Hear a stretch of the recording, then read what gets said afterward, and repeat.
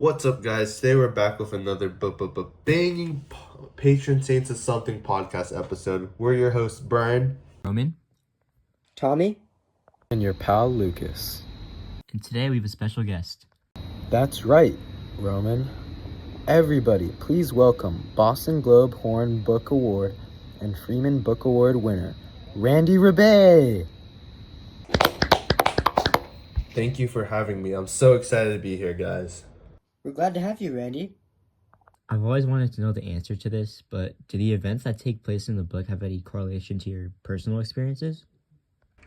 You know, there's actually a lot of correlation. I've always struggled with feeling connected to my Filipino culture, as I was born in the Philippines, but I had to move to the US and specifically in the Midwest early on, where I generally grew up feeling disconnected from my Filipino heritage, as I grew up in a predominantly white neighborhood in Detroit. Thanks for that. Tell me about what dedicated you. But growing up in this neighborhood, I began to lose more and more of my identity in connection with my culture as I grew up. So I decided to dedicate my writing connecting myself and helping connect others back to Filipino heritage.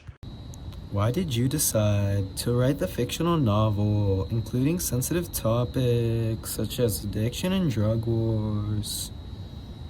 You know, when I was writing Patron Saints of Nothing, I came in with the idea that I can't really beat around the bush when talking about these sensitive topics, and I knew I had to research and acknowledge these problems in order to bring awareness and give a chance and insight to people to fix them.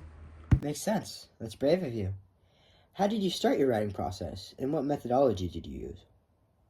You know, moving to the States at a young age, I've always felt estranged from my culture. Going into the writing process, I was really able to dive back into my heritage by researching historical facts and events that revolved around my culture, and this was able to help boost my confidence when writing the book.